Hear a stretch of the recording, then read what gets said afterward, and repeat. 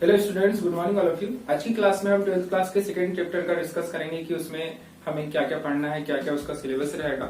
इसके पहले हमने फर्स्ट चैप्टर को कवर की, जिसमें हमने थ्योरेटिकल पोर्शन सारा कवर कर चुके हैं।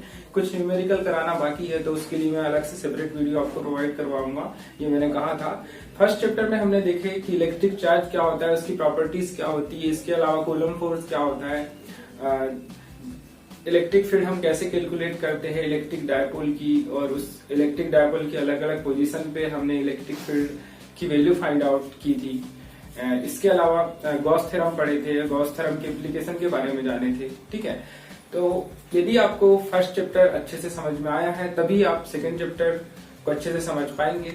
फर्स्ट चैप्टर सेकेंड चैप्टर को समझने के लिए बहुत ज्यादा इंपॉर्टेंस रखता है, क्योंकि बहुत सारे ऐसे कंसेप्ट है जिनका यूज हम सेकंड चैप्टर में करने वाले हैं। बहुत सारे ऐसे पॉइंट है, बहुत सारे ऐसे टॉपिक है, कई फार्मूले हैं जिनका यूज हम सेकंड चैप्टर में करेंगे। ठीक है, तो सेकंड चैप्टर का आज हम केवल सिलेबस डिस्कस करेंगे कि हमें क्या क्या पढ़ना है, कितने मार्क्स का हमको इस चैप्टर से आ सकता है एग्जाम में, और इसके अलावा कौन कौन से टॉपिक ऐसे हैं जो इम्पोर्टेंट होंगे एग्जाम के पॉइंट ऑफ व्यू से।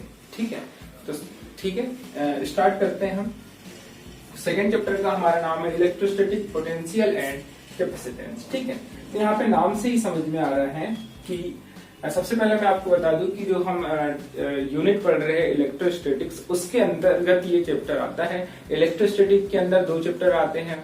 इलेक्ट्रोस्टैटिक का पहला चैप्टर हमने कवर कर चुके हैं, आज हम सेकेंड चैप्टर की बात करेंगे। ठीक है, तो सेकेंड चैप्टर का मैंने आपको नाम जैसे कि बताया इलेक्ट्रोस्टैटिक पोटेंशियल एंड कैपेसिटेंस। तो यहाँ पर हमें इस चैप्टर में दो टॉपिक, मतलब कि दो टॉपिक को कवर करना रहेगा। पहला रहेगा इलेक्ट्रोस्टैटिक पोटेंशियल और दूसरा रहेगा कैपेसिटेंस। ठीक है, दोनों के बारे में हमको जानना होगा।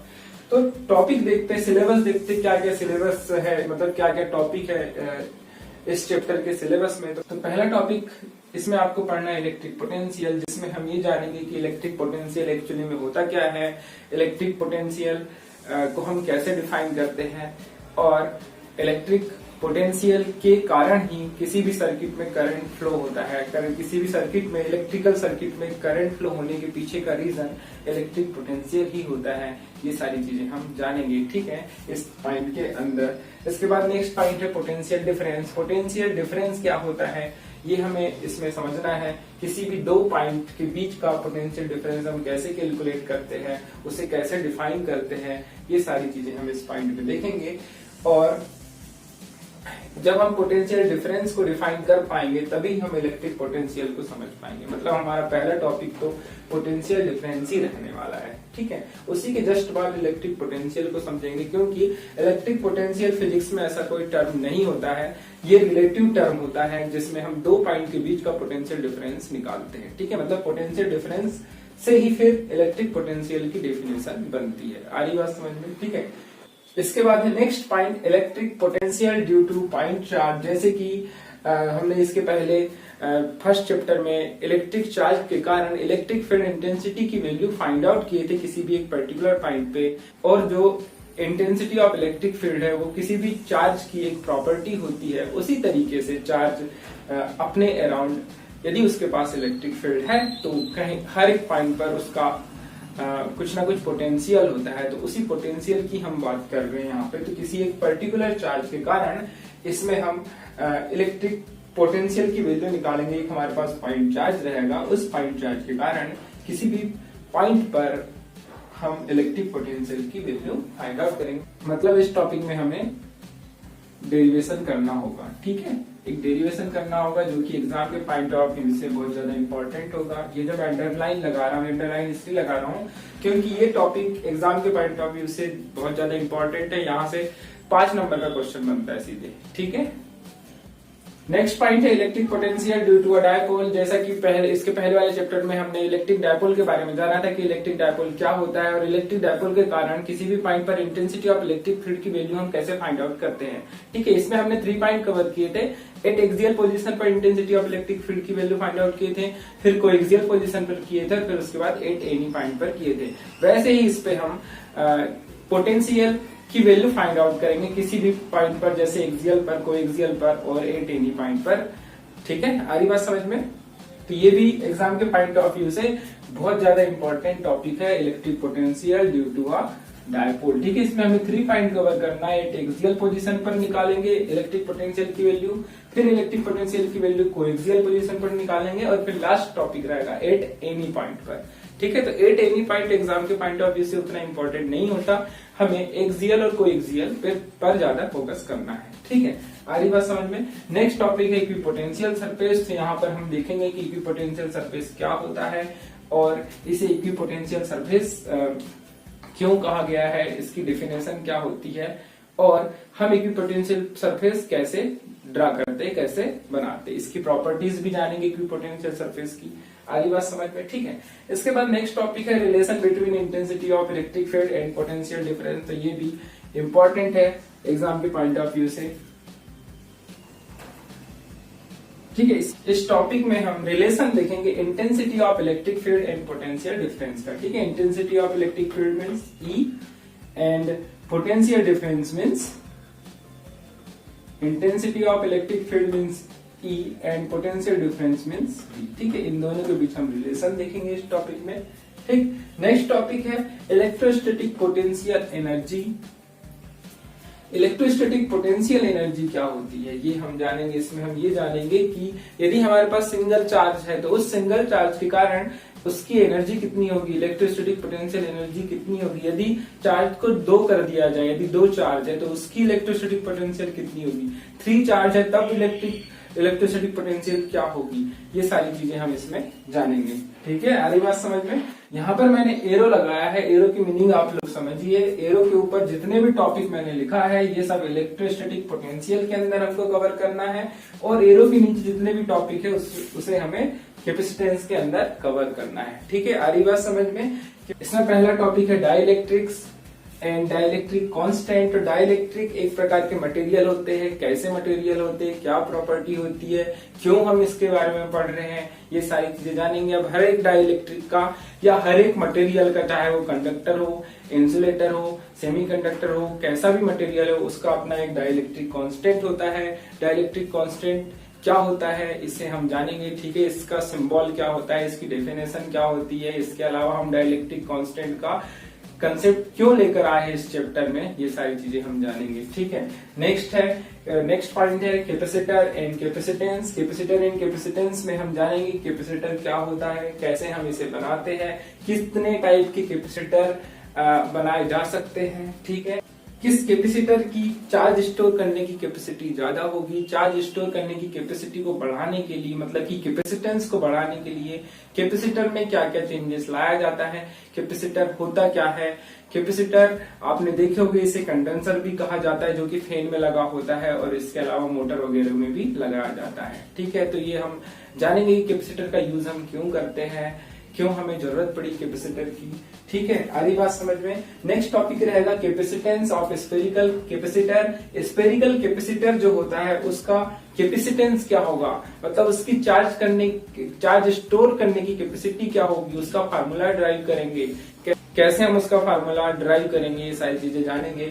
और ये भी जानेंगे कि स्फेरिकल कैपेसिटर की कैपेसिटी कम क्यों होती है चार्ज स्टोर करने की, क्यों हम इसका यूज नहीं करते।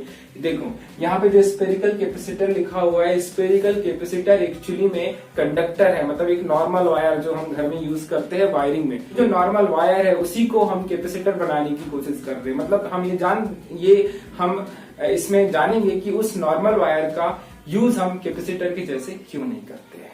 ठीक है, आ रही बात समझ में। ठीक, नेक्स्ट टॉपिक है पैरेलल प्लेट कैपेसिटर। यहाँ पे हम पैरेलल प्लेट कैपेसिटर की बात करेंगे। 2 प्लेट रहेगी जिसे आपस में पैरेलल रखकर इस कैपेसिटर को बनाया जाएगा। ठीक है, और इस कैपेसिटर की हमें क्यों जरूरत पड़ी, इसका कैपेसिटेंस क्या होगा, ये सारी चीजें हम इसमें डिस्कस करेंगे। ठीक है, आ रही बात समझ में। नेक्स्ट टॉपिक है effect of dielectric medium on the capacitance of capacitor. तो ये जो कैपेसिटर है यहाँ पर पैरेलल प्लेट कैपेसिटर की बात हो रही है, आप ध्यान रखिएगा। यदि पैरेलल प्लेट कैपेसिटर के बीच में हमारे पास 2 प्लेट हैं, पैरेलल प्लेट कैपेसिटर की प्लेट मतलब कि ये कंडक्टर रहेंगी दोनों, इनके बीच में यदि हम एयर की जगह किसी डाइलेक्ट्रिक मीडियम को रख दे तो उसके कैपेसिटेंस पर क्या इफेक्ट पड़ेगा, ये हम जानेंगे। ठीक है, और हमें इस मीडियम रखने की जरूरत क्यों पड़ी ये भी आपको समझ में आएगा इससे। आ रही बात समझ में। नेक्स्ट है, ठीक है, तो ये वाला जो टॉपिक है बहुत ज्यादा इंपॉर्टेंट एग्जाम के पॉइंट ऑफ व्यू से, parallel plate capacitor and effect of dielectric medium on the capacitance of parallel plate capacitor. ठीक है, नेक्स्ट टॉपिक है एनर्जी स्टोर इन कैपेसिटर। ये भी एग्जाम के पॉइंट ऑफ व्यू से बहुत ज्यादा इंपॉर्टेंट है। कैपेसिटर पर कितनी एनर्जी यूज होते है, सॉरी, कैपेसिटर के अंदर कितनी एनर्जी स्टोर होती है, चाहे वो किसी भी टाइप का कैपेसिटर हो, चाहे वो पैरेलल प्लेट कैपेसिटर हो या स्फेरिकल कैपेसिटर हो। ठीक है, ये हम जानेंगे। नेक्स्ट है combination of capacitor. Combination of capacitor ये भी एग्जाम के पॉइंट ऑफ व्यू से बहुत ज्यादा इंपॉर्टेंट है। इसमें हम कैपेसिटर के कॉम्बिनेशन के बारे में जानेंगे कि कैपेसिटर को किस किस तरीके से कंबाइन किया जा सकता है, series combination, parallel combination, mixed combination. और ये यहाँ पर हम ये जानेंगे कि कैपेसिटर को जब हम सीरीज में कंबाइन करेंगे तो इक्विवेलेंट कैपेसिटर की वैल्यू कैसे निकालेंगे, इक्विवेलेंट कैपेसिटेंस की वैल्यू कैसे फाइंड आउट करेंगे। ठीक है, पैरेलल पर यदि हम कनेक्ट करेंगे तब इक्विवेलेंट कैपेसिटेंस की वैल्यू कैसे फाइंड आउट करेंगे, ये सारी चीजें हम इसमें जानेंगे। ठीक है, तो यहाँ से न्यूमेरिकल आने के चांसेस होते हैं। नेक्स्ट टॉपिक है रीडिस्ट्रीब्यूशन ऑफ चार्ज। चार्ज के रीडिस्ट्रीब्यूशन के बारे में हम जानेंगे इसमें कि चार्ज का रीडिस्ट्रीब्यूशन होता क्या है, किस टाइप से ये होता है। ठीक है, नेक्स्ट है loss in redistribution of charge. Charge का जब रीडिस्ट्रीब्यूशन होगा तब क्या लॉसेस होंगे, मतलब जैसे हमारे पास दो बॉडी है, एक बॉडी में अलग चार्ज है, दूसरी बॉडी में अलग चार्ज है, दोनों बॉडी को यदि आपस में कनेक्ट कर दिया जाए तो वहां पे चार्ज, जिस बॉडी के पास चार्ज ज्यादा होगा वो अपने चार्ज को दूसरे बॉडी में ट्रांसफर कर देगी, तो इसी को बोला गया है रीडिस्ट्रीब्यूशन। तो जब चार्ज का रीडिस्ट्रीब्यूशन होगा तो उस टाइम एनर्जी का लॉस होगा या नहीं होगा, और यदि एनर्जी का लॉस हो रहा है तो कितना लॉस हो रहा है वो इसमें हम जानेंगे। और लास्ट टॉपिक रहेगा इस चैप्टर का वन डी ग्राफ जनरेटर। तो वन डी ग्राफ जनरेटर भी एग्जाम के पॉइंट ऑफ व्यू से बहुत ज्यादा इंपॉर्टेंट है। एक प्रकार का जनरेटर होता है जिसमें हम चार्जेस को एक्सेलरेट करते हैं। ठीक है, चार्ज पार्टिकल को एक्सेलरेटेड किया जाता है इसमें। आ रही बात समझ में? ठीक, तो ये एक प्रकार का एक डिवाइस है जिसमें हम प्रोटॉन को मेनली एक्सेलरेट करेंगे। ठीक है, आ रही बात समझ में? तो इस तरीके से हम वन बाय वन सारे टॉपिक कवर करेंगे और नेक्स्ट क्लास में हम सबसे पहला टॉपिक स्टार्ट करेंगे potential difference and electric potential. और इसके अलावा इस चैप्टर से कितने मार्क्स का आने वाला है ये मैं आपको बता दूं। तो जो हमारी फर्स्ट यूनिट है, यूनिट फर्स्ट की यदि हम बात करें, यूनिट फर्स्ट हमारी कौन सी है, इलेक्ट्रोस्टैटिक है। और इलेक्ट्रोस्टैटिक से टोटल जो आता है 7 मार्क्स का आता है। ये बोर्ड वालों के लिए है, एमपी बोर्ड की बात कर रहा हूं मैं। ठीक है, 7 मार्क्स का आएगा। 7 मार्क्स में से 5 मार्क्स का आपको एक डेरिवेशन आता है, मतलब एक बड़ा क्वेश्चन आएगा 5 मार्क्स का, और 2 मार्क्स का ऑब्जेक्टिव या फिल इन द ब्लैंक्स, ये सारी चीजें कुछ भी आ सकता है 2 मार्क्स में। ठीक है, 1 मार्क्स के क्वेश्चन आएंगे। तो इसमें से 7 मार्क्स में से 5 मार्क्स का आपको एक डेरिवेशन आएगा, और या तो वो फर्स्ट चैप्टर से आएगा या तो सेकंड, मतलब ऑप्शनल रहेंगे। एक डेरिवेशन फर्स्ट चैप्टर से और दूसरा डेरिवेशन सेकंड चैप्टर से, उनमें से आपको कोई एक करना रहेगा। ठीक है, तो यहाँ पर मैंने जहां पर भी अंडरलाइन किया है वहां से 5 नंबर का क्वेश्चन आने के चांसेस बहुत ज्यादा रहते हैं। ठीक है, तो इन टॉपिक्स पर हमको ज्यादा फोकस करना है। आ रही बात समझ में? ठीक है, तो आज की क्लास हम यहीं पर एंड करते हैं। Good luck, thank you.